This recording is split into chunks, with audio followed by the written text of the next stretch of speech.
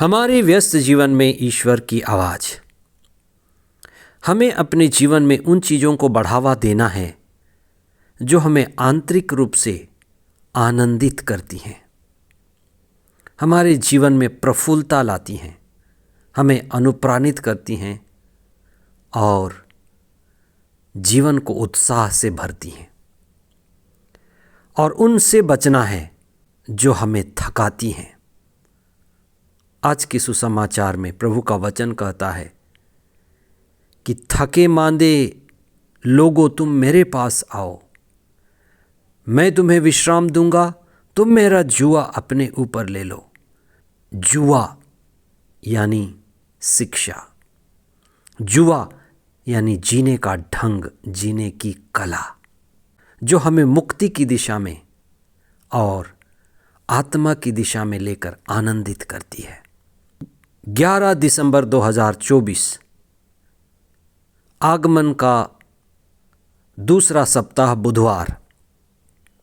पहला पाठ नबी इसायास का ग्रंथ अध्याय 40 पद संख्याएं 25 से 31 तक और संत मत्ती का सुसमाचार अध्याय 11 पद संख्याएं 28 से 30 तक।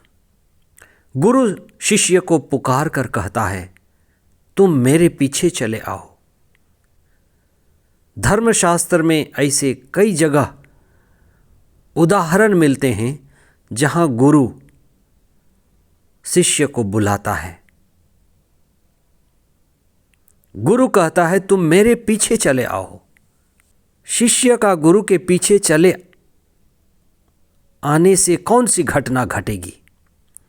क्या परिवर्तन होगा? क्या बदलाव आएगा? कौन सी क्रांति घटेगी? गुरु की शिक्षा में अनंत जीवन का मार्ग है, जीवन का रहस्य है और समस्याओं का समाधान छिपा हुआ है। वास्तव में गुरु एक सबसे बड़ा चिकित्सक है जो शिष्य की बंधनों की बीमारियों को काटता है। आज के सुसमाचार में ईसा कहते हैं, तुम मेरा जुआ अपने ऊपर ले लो। ईसा का जुआ, ईसा की आत्मापूर्ण शिक्षा, सत्य की शिक्षा, आत्मा व जीवन की शिक्षा, सभी को क्षमा देने की शिक्षा, सभी से प्रेम करने की शिक्षा, शत्रुओं के लिए भी प्रार्थना करने की शिक्षा, आत्मा द्वारा संचालित होने की शिक्षा, समर्पण और आनंद विभोर होने की शिक्षा। ईसा के शिष्यों के पास ईसा से जुड़कर यही आत्मा का अनुभव मिला और ईसा के पीछे के चलने के बाद वे वही नहीं रहे जो थे। इसलिए संत योहन अपने पहले पत्र के अध्याय 1 पद संख्या 1 से 5 के बीच में कहते हैं कि हमने प्रभु को देखा, अनुभव किया और उनकी शिक्षा के द्वारा हम आनंद विभोर हो गए। हम आपसे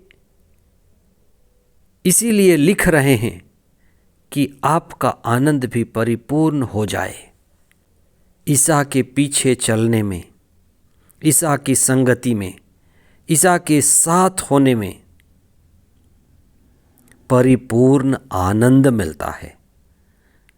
हम स्वयं को पाते हैं।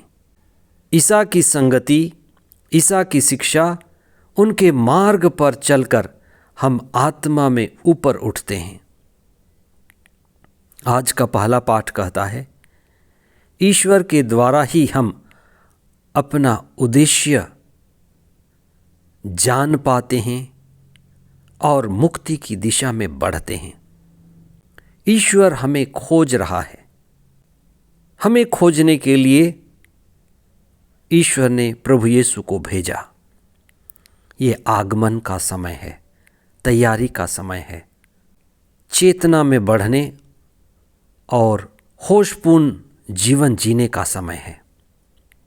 हम कुछ समय प्रार्थना में बैठने के लिए निकालें, कुछ समय प्रार्थना करें, प्रभु के पास झुकें, शास्त्रों को पढ़ें, विशेष करके उन बातों का ख्याल रखें जो आपको थका देती हैं।